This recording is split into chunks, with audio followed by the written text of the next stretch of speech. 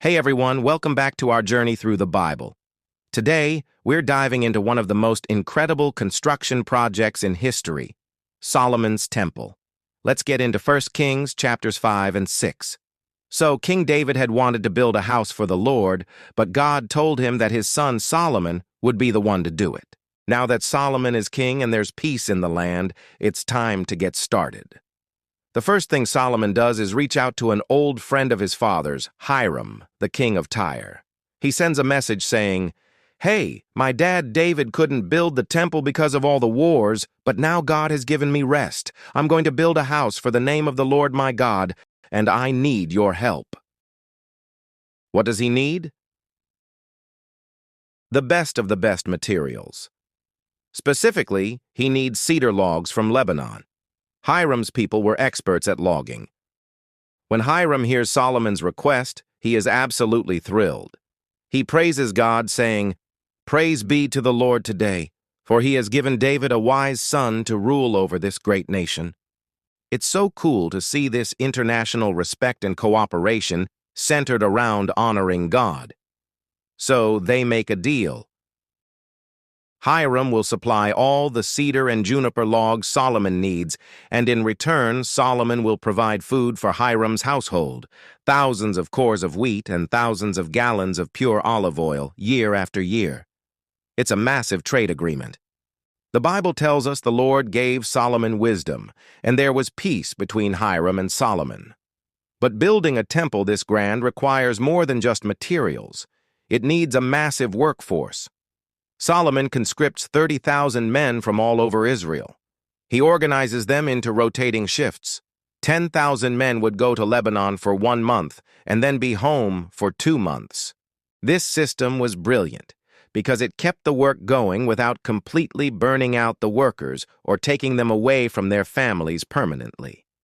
On top of that, Solomon had 70,000 men who carried burdens, and 80,000 who quarried stone in the hills. These weren't just any stones. They were large, high-quality stones, cut at the quarry itself. This is a fascinating detail. The Bible says that no hammer, chisel, or any other iron tool was heard at the temple site while it was being built.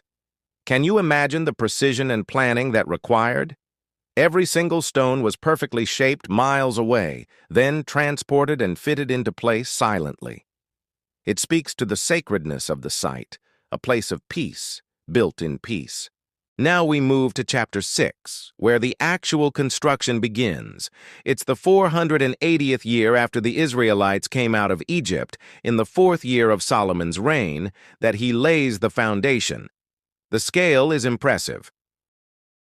The main hall of the temple is 90 feet long, 30 feet wide, and 45 feet high. The porch at the front adds another 15 feet. He builds side structures around the main temple walls, creating rooms on multiple floors, and uses cedar beams for the framework.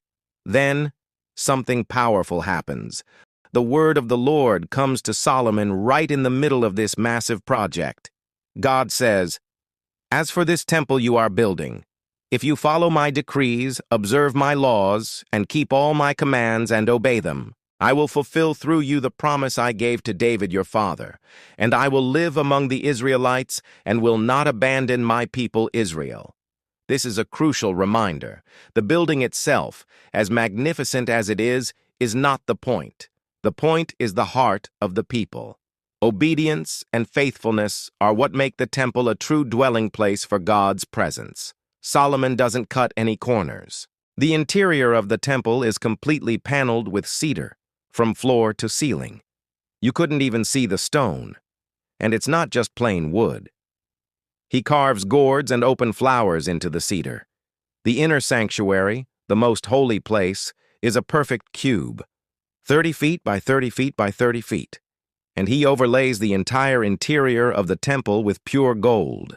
The altar, the walls, the floor of the inner sanctuary, all covered in gold. Inside the most holy place, he places 2 enormous cherubim, carved from olive wood and overlaid with gold. Each one is 15 feet high, and their wingspan is also 15 feet. They are positioned so that their wings stretch across the entire room, touching each other in the center and reaching the walls on either side. These figures represent the guardians of God's holy presence. The entire temple, inside and out, is a work of art.